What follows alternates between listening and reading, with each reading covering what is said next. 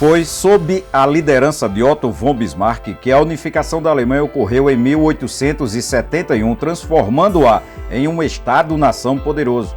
Antes desse processo, o território germânico estava fragmentado em 39 estados que compunham a Confederação Germânica. Essa confederação era governada por uma assembleia com representantes de todos os estados, mas eram os representantes dos maiores estados, a Prússia e a Áustria, que detinham o maior poder e influência sobre as decisões. Além disso, havia um conflito de interesses entre a Áustria e a Prússia. A Áustria era contrária à unificação, enquanto a Prússia a apoiava, buscando aumentar seu domínio sobre os territórios germânicos e fomentar o desenvolvimento industrial.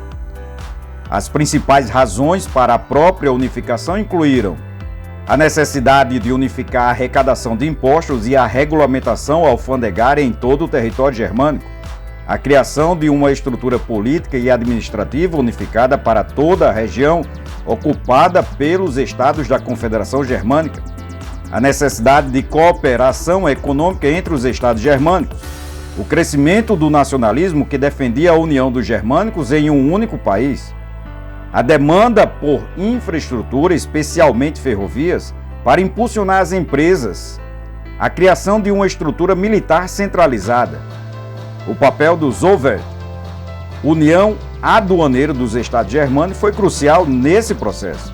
A Prússia liderou sua criação em 1834 com o objetivo de facilitar o comércio entre os estados e promover o desenvolvimento industrial. A maioria dos estados aderiram a essa união, mas a Áustria optou por ficar de fora, o que fortaleceu o poder da Prússia em relação à Áustria na Confederação.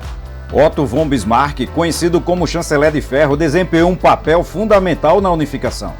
Em 1862, foi nomeado primeiro-ministro da Prússia pelo rei Guilherme I, com a missão de unificar os estados germânicos usando meios militares se necessário.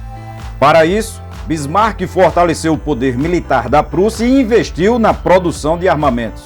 O processo de unificação alemã incluiu pelo menos 3 grandes conflitos, sendo o primeiro deles a Guerra dos Ducados em 1864, na qual a Prússia, com o apoio da Áustria, conquistou os ducados antes sob o controle da Dinamarca.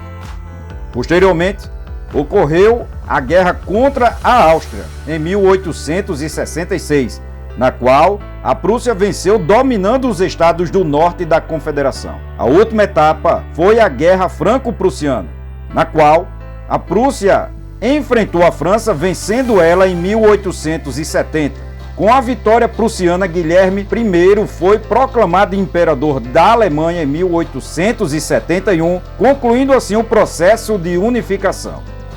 As consequências da unificação incluíram a criação do Segundo Reich na Alemanha, ou seja, do Segundo Império Alemão, o desenvolvimento econômico e militar do país, o aumento do poder geopolítico na Europa e a entrada na disputa por territórios na África e Ásia, o que contribuiu para tensões que desencadearam a Primeira Guerra Mundial.